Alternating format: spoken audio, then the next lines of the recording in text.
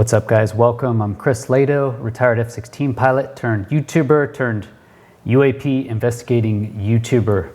This video today is an interview with Dave Falch. He is a fellow YouTuber, and in his day job, he is a FLIR expert. Dave has decades of experience in electronic avionics, and specifically 15 years of experience using FLIR systems. He's worked on 15 different FLIR systems, not the exact ATFLIR pod because it's classified and proprietary, but he's worked on many other types of FLIR. And after this interview, I'm convinced that all of these things I've been arguing with Mick West. I had a recent live stream with Mick West. Dave Falch watched that live stream, and he had a lot of points to bring up because he's worked with Mick in the past and has tried to explain why he's incorrect. After this interview, I realized that we've just been arguing semantics with Mick West. The basic big points he's talking about are completely illegitimate. It's a waste of time, essentially, to look at the pixels in the background because it literally does not matter. Okay, so watch this. Hopefully you learned something. I learned a bunch talking to Dave. Thanks for watching. Please like and subscribe. And thanks to the Patreons who supported me, because now I don't have to pay out of pocket for StreamYard. I can bring higher quality content. I feel much better about doing interviews now. So, all right, guys, let's get to the video. Welcome. I'm here with Dave. He's a FLIR expert, has his own YouTube channel. You have some excellent videos showing F-18s from behind. I like you have the A-10 video, which is awesome. I saw you just released a recent one, I think, where it's an F-18 from the side, actually. Thanks. I just had a live stream debate with Mick West, and I guess I didn't know at the time. I did recognize some of the footage, but I guess a lot of the footage was yours. I thought you had... Personally, I thought as a YouTuber, you had to, give credit, etc. But anyway, so you wrote me, you said, hey, Chris, I'd like to talk about the discussion. You had some points for the FLIR video specifically. So I thought it'd be a great time. I want to know about it. I want to be educated on it as well. So I figure let's just talk. We can record it and then share it afterwards. So thanks for being here, Dave. And cool. Thanks for having me. I work as a defense contractor and work on a multitude of different FLIR sensors, about 15 different models, from analog to digital, the old ones to the new ones. And I kind of keep who I work for, government agency. I keep all that kind of to myself, so I don't have to worry about any conflicting legalities. And I'll go ahead and throw a disclaimer that all points, all opinions are my own. Thoughts and opinions are my own that I'm going to throw out there today. Yes, same for me. I'm not affiliated with the government. I'm retired anyway. Let's see. Well, let's go ahead and get the big one out of the way. I was thinking the gimbal. Okay. Because that's the one that you see plastered on all of the tabloids, all of the social media, the mainstream media. And Mick has an outlook that he thinks he can take a FLIR 1, which is this little guy, and do his own little experiment with it. But the problem is this guy is a long wave, which is not the same as mid wave. That's just the beginning. The big thing is refraction versus reflection, because he likes talking about how the big glare that he's talking about, it's something to do where there's already an existing glare, and then he theorizes that the gimbal moves, and then like a derotation device counteracts the rotation of the gimbal moving. But what I'm saying is, even if that glare existed, which it doesn't, but if that glare existed, it's going to rotate the whole scene opposed to refracting. If you have a lens like this is like a silicone, then you might have some refraction with the glare. You have the lens moving. But the derotation device that he touches on, it's not that at all. It's a couple mirrors like this that are going to rotate the whole scene. So the object can't independently rotate on its own magically like this glare that he's hypothesizing with. What I understand is you have like a clear plate of glass, right? Like there's sapphire glass for the... Yeah, the sapphire glass on the front, right? I think that's what I understand is, what I understand is that's turning, and so that is creating a glare. Somehow there's a glare effect in that layer of glass, or whatever layer is spinning, right? But it's clear, and that glare is somehow rotating. It's actually in the glass. You get it? So this is what you're referring to. Is that is not correct? No, the way I understand it So the way I understand it is that it's coming in, and so there's a glare somehow on the lens but it's not it rotates, right? And so the actual the image is the same, right? It's seeing the image, but since the glass is rotating on top of it, that changes just the glare, but not really all the other image, which is seen normally. That's the way I understand it. Okay, we'll touch on that. There's going to be two different sensors. There's going to be a daylight camera sensor, which is going to utilize the sapphire glass. Then there's going to be the infrared sensor it's going to have this kind of glass, a germanium or a silicone or some other type of semiconductor metalloid. So what they're doing there is heat doesn't travel through just glass, sapphire glass. It actually blocks it. So if you're trying to run from the cops, one of your best places to hide is probably a greenhouse, just nothing but glass. But I digress. What I'm saying is... Well, it would heat up on the inside, actually. Well, you wouldn't see it because it bounces off glass. It bounces off the glass. Yeah, to a certain effect. But so is that specifically medium wave, or is that long wave IR when it bounces That's just off? the medium that I'm talking about. Okay, and I guess that's your first point that you brought out is, first off, is this is medium wave technology and ATFLIR, and he's showing these examples with long wave IR. Well, there was that one example that he showed with a little rotation, but that doesn't matter. We'll touch on that too. But what I'm saying is when he shines a flashlight through a window and says, see, look, see the glare? It's glare. Yes. It's ridiculous because light doesn't go through this material. I mean, I can show you right here. We have a flashlight. It doesn't go through that material. So it's not the same thing. Heat will go through this material, but light does not. So it's two different technologies that he's encapsulating into one. He's combining the two into one. Another thing I'll touch on real quick is the fields of view. See, again, this is just one field of view. You see a wide spectrum, the wide field of view. So he's looking at like this. When you're flipping fields of view, then like you had said in your video, it's kind of like looking through a soda straw. Now you're pinpointing, you're narrowing and narrowing. So you're eliminating the outside external glare possibilities, especially at a narrow field of view, which I think the gimbal is at narrow 2.0. So you're way out there. You're looking at an object that's miles away, but he's likening it to the same kind of object glare that you might see in a wide field of view, which is inerrant. That's just not right. I see the field of view. So you're saying when you zoom in, you're going to leave out a lot of any glare effects just by the fact that you're zooming in. Your field of view is so much smaller.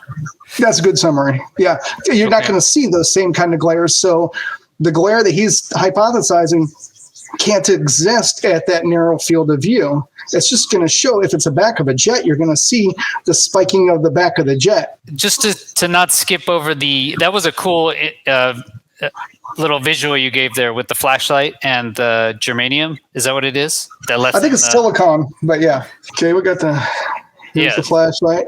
Oh, yeah, so it doesn't go through that. But that is the lens, right? That's the lens for what? This is a lens.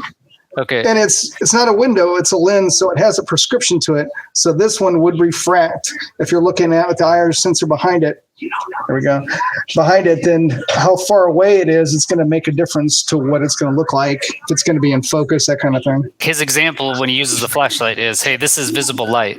But he says, I think that it would behave the same way. Yeah, that's not right. His argument is that it's in the IR spectrum, but the glare effect would be the same. I got you. Same glare effect if it's in the IR as it is in the visible spectrum. Basically, light. It's warmer, right? But it still emits. Every warm body emits a radiation. Right. It's like warm body radiation. So everything emits a radiation in many different frequencies, and then what he's saying is the light that comes off that heat that in the electromagnetic spectrum behaves the same as the light from the visible spectrum, when he does the flashlight glare, and the same that he does in his garage, right? When he mirrors the glare and it looks like a You know, he makes it look like a saucer shaped or something, or I saw examples of it. Or he's in his garage. He's able to rotate that glare. You know, that's one of his more compelling arguments, is seeing that visual glare rotate with everything else in the garage, you know, the same. So okay, well, that's the popular misconception, is the light equals the heat. They're both on the electromagnetic radiation scale, so they probably both are the same thing. But what that's fails his argument, it's not, because one is seeing the light. I've told him this 100 times. One is a sensor that sees the light through a visible window. The other one, it sees the heat through germanium or whatever metal window. They're two totally different things. What you're going to see, there's overlap for sure. Like if you're looking at the normal world, mostly different. The example I see is like night vision goggles. You know, because they're in between. They're in between visible and mid IR, because they're near IR. Yeah, if you turn on night vision goggles during the day, you're totally blinded, right? You can't see anything. When you go to FLIR, you can see fine during the day in IR. Like, you know, like there's no problem. You can still see during the day. So it does matter where you are in that spectrum, you know. Absolutely. Night vision goggles, if you move to longer wave IR, it should behave totally different, right? Right. You're a visible spectrum, and then you're going to go into the near infrared, but you're not in the heat spectrum as of sensing the heat. So what that spectrum, the NVGs, the cameras that are around your house that have the little LEDs going around the sensor, those are broadcasting a light, and the NVGs, or those cameras I mentioned, those are picking up the light. So it's still a light-based application, a sensor. So when you get into shortwave, that's when there's kind of an overlap of daylight and infrared. It's kind of hard to explain. We've got some, but I'll just leave that alone because it's not relevant right now. But then you go into midwave, which is what we're talking on most military applications. And then you have other things like long wave, where that becomes applicable when you're doing like thermography, or you have a little FLIR 1 camera, that kind of stuff. So you got to differentiate the difference between the light-based sensors and the heat-based sensors is the big splitting point. And that happens at midwave? I would say it's somewhere in between shortwave and midwave, right? About 3 to 5 microns. And what is thermography? That's like those little... those little handheld FLIR or whatever manufacturer, and they got a display, and you can walk around and check like your insulation. Inspectors use it. Yeah. Yeah, so that's thermography. So that's long wave, actually. I believe so. Yeah. Is there any way to show examples that that type of glare would not even be possible in a narrow field of view, for instance, at FLIR? Well, that's what I've been trying to do with all those videos that I post from the back end. And let's touch, we're going to kind of backtrack, but the one video that Mick uses was of a trainer jet coming out of NAS Jacks. So I see, I think it's a single engine jet, and it's flying away, and I'm testing all the switches and everything on the FLIR. So I'm going through the focus, and I defocus it, and I see, oh, that kind of looks like the gimbal. And I made the grave mistake of sharing that with Mick. And the even worse mistake of saying, yeah, you can use that, I don't care. Because I didn't know. I used to work with Mick, trying to get to the bottom of some of this. But he's got an agenda. Like I told you, he's got what I call, cognitive dissonance, where he blocks out any kind of explanations that we would come up with. He just likes to have things nice and simply explained in his world. What is it, like a T-45 or whatever, their trainer? Yeah, something like that, Yeah, he showed that to me, and I was like, this has nothing to do with gimbal or go fast. Anyway, it's obviously a totally different system. Right, but it doesn't seem relevant to me. But they show it to me, and I'm like, that doesn't. I don't know what. I guess it's possible to see it as glare. I guess that would be the case. But it's a simple juxtaposition for him. He can say, like they're the same, but they're not the same. That's what I've been trying to tell him. I'm like, they do not equal each other. Well, it's because you put it on there to show that they're different, though. Ultimately, right? I mean, right. So what is? How can we? I made the argument of saying that because it's obviously not so far out of focus that it could provide this level of glare. You know, why the screen is? You have the clouds in the background; they're in relative decent focus. You can see there's detail around the object as well. You know, I mean, is there anything to say that proves that it's in focus? I guess, is there any way to prove something's in focus? Well, at that distance, if the cloud horizon is in focus, then I think it's safe to assume that object would have been in focus, especially as long as they were following it and the rotation. Nothing stood out to me that it was aircraft banking, which it would have cruised a different direction. But it didn't have the pulsing and the spiking and everything indicative of what I see on jet engines on a daily basis. So that's, like I told you, once when I first saw it, I gasped. I was like, what the hell was that? Especially just the mechanical turn. It was just very, very odd. And slow as well, you know. That also got me is the rate of turn. Right. You know, when I've seen gimbals before, it gimbals fast. I worked with Paul Bradley. He did this whole internal analysis of the pod, and his argument was basically the internal gimbal of it will require it to turn at least 130 degrees, at least. Right. That would be the absolute minimum, even if you include all these different variances inside the pod, if there's a plus or minus. If you're extremely conservative on all those parameters, what you got is it would have to turn greater than 130 degrees, and it only turns 110. So, I mean, I don't know. It's, you know, how do we put it to bed, I guess, is the final, you know. That's the thing. It's kind of it's a subjective. If I could sit down with somebody and say, here's how you operate this FLIR, and they got accustomed to the FLIR for a couple of days, they would be able to tell, oh, that's not the object. But if you're just a common layperson that's never touched a FLIR, which most of us haven't, then you wouldn't be able to see anything other than just picture in picture. You're just going to see what makes most sense to you. But when you see, that's why I started off with that Jack's UFO video, where I wanted to show what birds look like, what the moon looks like, what Venus looks like, stuff like that, to try to, what I try to do is eliminate possibilities, what it could be. I'm not saying what it is, but I'm saying, and I know it's not a jet engine. If it is, it's not any kind of jet engine I've ever seen. Yeah, and you did mention a key point there. You know, if you look at other jets, other forms of heat, it does pulse. You know, yes. there's a motion there, and I don't remember seeing that at all with the gimbal. That's another thing about it. It's clear. Yeah. Oh yeah, it's very crisp. That was also in the Omaha video I did. You remember their planet argument? You know, basically, there's not 3 balls in the air flying around for the Omaha event.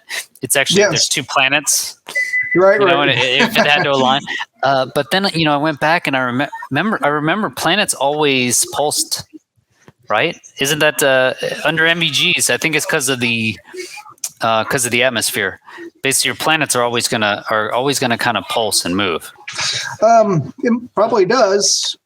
I don't have any experience with MVGs, so I'll take your word for it. But it's probably because of the pulsing that you would see with the naked eye that's just amplified by, you know, the sensor of the MVG. I'm just gonna try and track down a Raytheon representative and just email it to him and say, hey, can you just answer this, defend your product? Jeremy did have that interview with John Ehrhart. I don't know if you've seen that or not. So no, I haven't. Yeah, I've done what you're about to do. Is I went through my LinkedIn connections, and I saw there was a person that had worked on the ATFLIRs before. He was an optical guy. I think he's a optical engineer. I know he's like an engineer. He's got a couple of degrees, but he had, I don't know how many years, 4 or 5 years working on the internal ATFLIR optics as far as like testing them is I think what the essence was. But yeah, like I said, Jeremy Corbell's got a video that he interviews the guy, and he backs me up. He said, yeah, Dave's correct. And guess who thought that he was wrong after that interview? Mick West, I guess. Yeah. So he's like, no, John just doesn't know what he's talking about. Yes. How do we all not know what we're talking about? Everybody doesn't know what they're talking about. So all the people that work on these on this equipment and the people that use this equipment don't know what they're talking about. No. I mean, I guess I would like to just show, a way to prove it, to say, hey, no, see what like video evidence? Raytheon Tech says that, no, the object's in focus from everything they can tell. Well, anyway, I can check out the Jeremy, I'll check out that interview. Because it's also cryogenically cooled. I keep hearing it's cryogenically cooled. Oh, yeah. Yeah, well, But that's just because of overheating of the computer systems and the laser, right? It's not because... No, it's because it needs that for the system. They've been doing that for decades. They started off with a scanning array, and then they went to a staring array. And I won't get into the technology, but because that sensor, you have to achieve about 77 degrees Kelvin. It has to be that cold. Kelvin, holy shit. Yeah, it's really cold. Kelvin, I mean, that's pretty cold, right? That's like minus 250 or something Celsius? Well, I think absolute zero on the Kelvin scale is like negative 273 degrees. So that's like minus 200 Celsius or something, right? Yeah, it's when there's absolutely nothing moving. So to get to 77 degrees Kelvin, that is for the sensor, right? Specifically, that makes it more accurate. Absolutely, because you're not going to be able to get a good image unless it's that cold. In the old systems, we had actually see. As it cooled down, you would see it come into focus more as it got colder. So when it achieved that temperature, then you had your nice crisp image. But anything outside of that temperature range was grainy and unusable. That's pretty cool. And so does Mick West's little FLIR camera, does it get to 77 Kelvin? Or, No, these are uncooled. They don't have any kind of cooling in them. And the Teledyne ones, those, like the ones on the ships. Yeah, those are the kinds. Cooled? Yes, and those are the kinds like I would work on. So those are all cryogenically cooled. Yeah. Just electrically, how do they cool it? I'm just curious. There's a motor, and it's kind of like how your AC unit works. It's that type. It's just like some kind of freon or helium or something being pumped into there, and there's probably some kind of hydraulic pneumatic thing. I don't know how HVAC works, but it's the same principle. Super AC. Yeah, it's just super AC. Yeah, we'll go with that. Yeah, I mean that seems like that sort of stuff makes a difference, in the quality of the like the technology itself. So there must be. I've just never seen those levels of glare. It's never been a factor. So I'm assuming all of these technologies that we talked about, the cryogenically cooled silicone lens as well. I mean, these things are all designed to stop exactly what we're talking about, right? These some sort of glare that would keep us from identifying whatever it is we're trying to identify. That's the whole point of these things. Right. And another thing I don't know if I touched on this with the internal optics is once you start, let's say the wide field of view, you're looking at like this, you have limited optics that heat has to travel and bounce off to get to the detector. We'll just say it's this flashlight head. Well, once you start using flip zooms, then you're using internal, everything is kind of sealed in this chassis, so it stops external glare from penetrating. So the deeper you go, not only are you getting a soda straw effect, but you're also eliminating kind of external glares because it's traveling all around to finally get to the detector head. And it's not possible to show that kind of glare. And if it is, then I would be astonished. I've never seen anything like that in a narrow field of view. So in a narrow field of view. So what about a wide field of view? So do you see glare like that in a wide field of view? Yeah, and I usually see the sun. So I'll like pan around in the backyard. I'm like looking at things. And if I hit it just right, I can see like lines coming down from the sun because it's bouncing off of something and coming back to the detector. And I'm like, oh, it's glare. It's pretty obvious. Go ahead. What I understand is he's talking about, he points at the sun. I think it was one of them. He's like, here, this is a video of the sun. And that's where you get the glare. I think that was when he made a UFO-shaped glare. It was actually pointed at the sun. It was one of the videos he showed during our discussion. If he's going to use this and look at the sun, then absolutely he could see glare because he's looking at a wide field of view. Exactly. Totally. I could see that happening.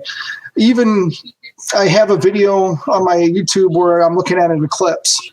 And at first I looked at the sun and I had to kind of adjust the gains and levels to get it to where it was just a circle.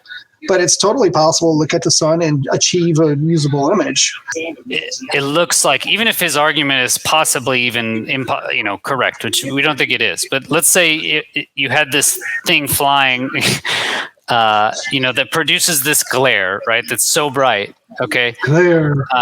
Yes, the glare. Is there could you have an engine, so you have a plane, getting pushed by an engine that's just so bright that it would glare out the whole object? I mean, how would that even work if you had what he's talking about, this flying glare? Is it even physically possible? No, I mean, if you did, it would be obvious it was an engine because I've looked at P-8s, P-3s, F-18s, all different type of aircraft coming out of jacks, and I can tell which one is which from like 9-10 miles away. I'll be like, that's a P-8. I can see. You see which ones have the different jets. So that's why I try to say it can't be.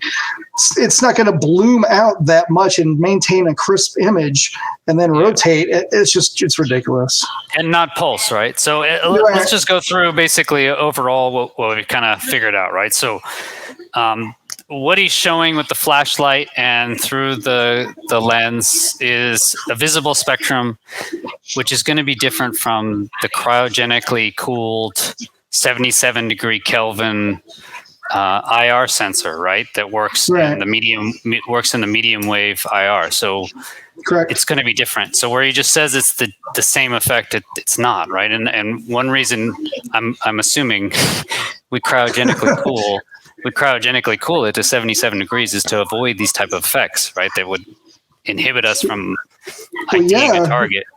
We're paying top money for this equipment. It's not going to be full of defects where pilots can't identify. Pilots like yourself, I don't know what that was. It was just a ball of heat out there in the sky. I mean, they've perfected these optics to achieve as much clarity that you can get. Yeah, you mentioned another point was the pulsing, right? Because you said, and I agree. Now that you mention it, is in engines it can't put out perfect heat the whole time. So what he's talking about this glare, it can't even, in my mind, if it was caused by an engine in any manner, it would be pulsing, right? Right. Or at least some manner. With the spikes you're talking about, you're right. So the pulsing with the spikes, that's the second one. And then the third one is in that narrow field of view. There's no way, or you've never seen it in all of your experience from medium wave, that amount of glare would just cover up the whole object. Right. That's a good assessment. So that's basically the kind of three main points I brought out of that. And anything else? Well, there's always the banking. So if it were to turn like that, it's obviously going to bank unless you're going to go with his whole theory of the whole gimbal moving and then the counter rotation of the derotation device, which I've already shown you in the mirror. I don't understand that argument, actually. Can you go through that again, please? So the derotation device is something similar to this. You can see when I turn it, it rotates the whole scene. So this is a highly polished metal. It's not a mirror. well, I mean, it is for infrared, but it's not like a common mirror that you'd have in your bathroom. It's two metals that are forming two 45s there and just kind of rotating the whole scene. And so why do you need that, I guess? Like, let's say you have your gimbal and it's rotating. You don't want the scene to rotate to the side, so you have a derotation counteract that. It's going to rotate the whole scene. It's in the path of the infrared. I see. So you mean the sensor is moving, but you have a derotation device? No, I mean, everything's understand the part. Yeah. Okay, everything's hard mounted onto a chassis. So if this was the infrared sensor inside the chassis and it moves a little bit, you're going to see everything kind of shift. Well, then if you want to avoid that and to have a level horizon, then you can have one of these guys in the path of the infrared counter turn the whole scene.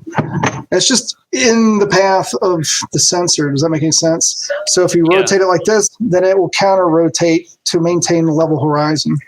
I see. So it rotates opposite the sensor so that the sensor always sees the correct up and down. Is that what you're saying? Sure. Yeah, it maintains, or it might even be a manual, like a potentiometer that you can turn. But it could be gyro controlled. It could be a couple of different things. But what you're trying to do is just trying to, instead of having the head looking this way for the cloud horizon, then you can counter rotate it with the means of this device, the derotation device. And that's what his big argument was at first, until I showed him using his own example. The ATFLIR PDF, I think he found online somewhere, that showed what the internals were, like internal schematics. And I said, well, that derotation device, it explains that it's a mirror, it's an infrared mirror, which you're not going to have on anything like this. These are all internal optics of ATFLIR or FLIRs that you're not going to have any exposure to them unless you're somebody like myself or John. If that makes any sense. Basically, you're saying that, first, you actually work on these things, so you can be considered to know what you're, at least the internals. But now that derotation device, so the fact so how does that counteract his original argument? Because he was thinking that the derotation device was something like this, that was a lens that would turn. And so if you already have an existing glare, then this lens could rotate the glare because of the refraction opposed to the reflection of a mirror. I get it. Okay, I understand. So refraction is something that's going to distort an image somehow, opposed to, okay. I understand. And so, but the gimbal could be, all right, just to finish as the devil's advocate. Okay, I understand that part. I get the derotation. I get the sensor. But that front glass, when you see the targeting pod rotate like that would theoretically spin, right? Sure, yeah. But then if it's clear, what would cause glare on it? Well, that was like his first arguments was, it was a mechanic that had put a smudge of grease on it or something. Yes. And I'm like, that's another thing he doesn't understand. Optics, it's all going back to this, because that's all he sees, is he doesn't see magnified optics in infrared.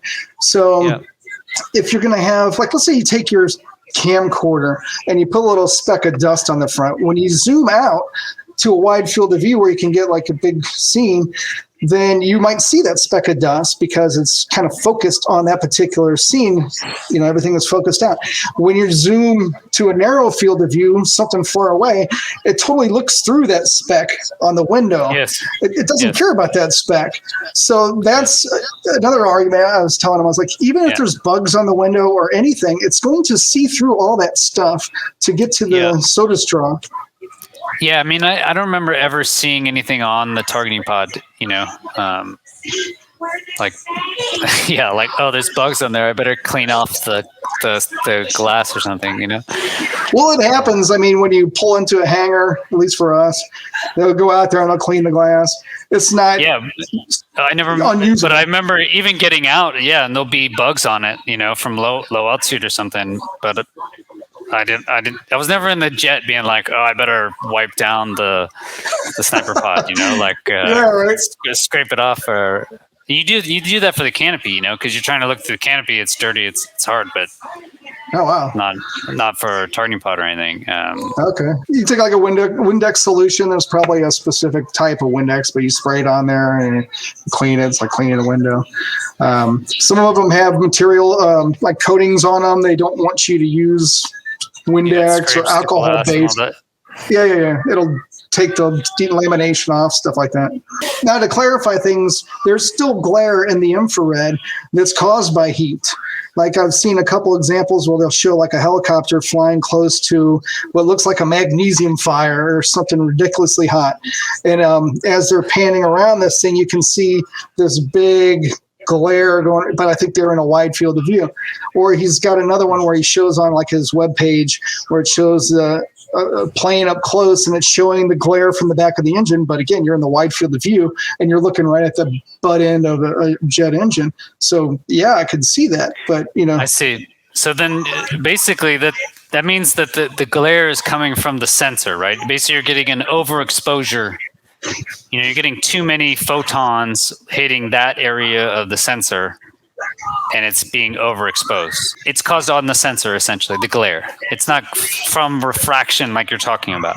The heat's traveling through all the infrared optics, and it's reaching the detector, and the detector's like, oh, that's a lot of heat right there.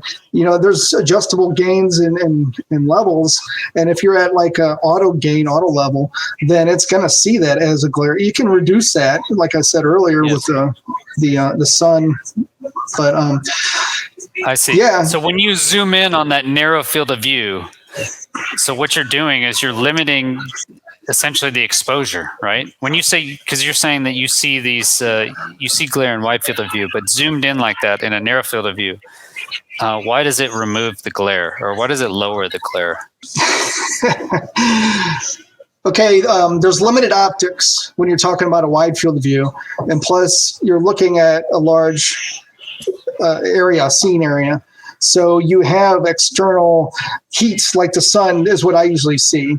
Going through limited optics like the window, then maybe an infrared mirror, going to another mirror, right to the detector. If you're going, now you're looking through this lens. If you switch to a medium or narrow field of view, you're now looking through at your soda straw, and you're in the internal part of the chassis, and you're reducing any kind of external heat because you're reducing the chances of the external glare, because you're making it more of a pinpoint than a big flashlight size area that you're seeing. You're coming down, so all this other external glare that might have interrupted before, it's not there anymore. I mean, you can see on the videos on my page that when I'm zooming in on things, you might see like some halos around a jet engine, but then when I'm right on it, you're going to see the heat, like in a narrow field of view. You're going to see what it is. It's the plane and the jet engine. For example, I'll be looking at a plane flying through the sky. I can tell it's a plane because it looks hotter and it's twinkling and it's got the little, the spiking and all that stuff. So I'll zoom in and then I'll see, oh, it's this kind of plane. It looks like it's got two engines. It's got a couple halos around it. And then I'll zoom out to a narrow field of view or super narrow field of view. And I was like, oh, it's a P8, and I can clearly see the P8, and there's no glare on it whatsoever. Oh, okay. When you say zoom out, you mean zoom into the narrow. Zoom. Okay. Yes. Just zoom in. I understand. I'm sorry. My bad. Zoom in. No worries. Okay, yes. So when you zoom in, you can actually ID exactly, because the halo effects go away. You're getting much less glare side effects when you zoom in. You also mentioned twinkling. When you see a jet, you can ID the twinkling, and you also said the halo. Can you talk just through about those two things, or? The pulsing of the engine, I can differentiate that. I think I showed that on one of the recent videos from like a bird. The first thing I notice is birds are kind of like riding thermals. They're lazy. They're just, they don't want to expend any more energy than they have to. So then if I see something Yeah, they kind of bank and just ride the wind. Now, if I see something traveling in a linear direction, that immediately gets my attention. Like, oh, that's got to be some kind of plane, because birds typically don't fly like that and have twinkling. The twinkling is kind of like they're a darker color, either in black or white than the birds, and it just catches your eye. You can see like a little twinkle, like you might see Venus twinkle on the nighttime sky. Yeah. So I immediately catch on. Now, when you go to the medium field of view and you're talking about the halos, then like if you're looking at a jet engine, 2 jet engines, you're just going to see like a couple of outside halos from like some kind of glare going on with that medium field of view. But like I said, when you focus or you zoom in to the narrow, then it's going to make things more crisp. And I noticed the same thing, the twinkling, that pulsing. And I think it's because, a jet engine is just shooting this heat out into the air. And then it's like, it's dissipating, or, you just look at a fire, a fire, it pulsates, it moves, is what we're talking about, right? Right. That's what you're really tracking when we're tracking a jet engine. You're tracking fire, essentially, right? I mean, right. It's projected fire. But I think just like any fire, it's going to be pulsating, and you look at like the gimbal, all these things we're looking at, the FLIR, the gimbal, all those videos, you look, it's not pulsating, it's like clear. And then the MVG video, it's even like they're solid, it's just a solid white light. So, I think to sum it up is just people don't have access to this type of equipment. And I get it all the time. Why couldn't it just be a laser? Why couldn't it be a bug on the lens? Why couldn't it be a smudge? Why couldn't it be this? And to be honest, you answer those same questions over again, and you have newcomers come in and ask you, and you just get kind of tired of the repetition. But it's just having an exposure to this type of technology is something that people don't have. It's a very limited field for people. I mean, even people that use the equipment like yourself, it's kind of confusing. So unless you really get in there and work on it and get factory trained, then it's just it's kind of 2 separate worlds. Yeah, I mean, I know everything about how to use it. I know the key limits on it and all these different configurations. I know the weight, I know where you can mount it. I know the laser frequencies, all that stuff. But no, the internal, I didn't even know it was cryogenically cooled. Everything is normally cooled, all electronics, so I assumed it was cooled. But I didn't know it needed like, that level of coldness for the sensor and everything. So, it's crazy. Yeah, that was all interesting, Dave. So awesome, man. Yeah. Thanks for your help, and I'll be happy to do this again in the future as we go along. Thanks. For I'm sure. I'm sure something will come up after you put this out. I'm sure somebody will have something to say. Awesome. That's good. Thanks. I learned a lot. Hopefully the watchers like it as well. So thanks, Dave. Yeah, we'll see. I appreciate it. Thanks, Chris. All right, man. Thanks. Bye-bye. Eye-opening interview for me. I learned a lot from that interview, and like I said, really just convinced me even more that the gimbal video, the FLIR video, the Go Fast video, those are legit videos, people. I mean, these are the experts. We're talking to the experts. So who are you going to believe? Are you going to believe experts who have been working on the systems daily for decades? Or are you just going to believe some random dude on the internet that just posts something and he says it very concisely and it's easy and simple to understand? These systems are more complicated than it's been presented, and I think these are legit videos, people. The gimbal, FLIR 1, and Go Fast. If those are indeed real, as the US DoD says they are, then those are real objects that we're looking at. All right, guys, thanks for watching. Please like and subscribe if you like the content. I really enjoy the Patreon platform. I want to try and give value as much as I can in the future, so please consider joining that and supporting me and the channel as well. Thanks for watching. Have a great day. Peace.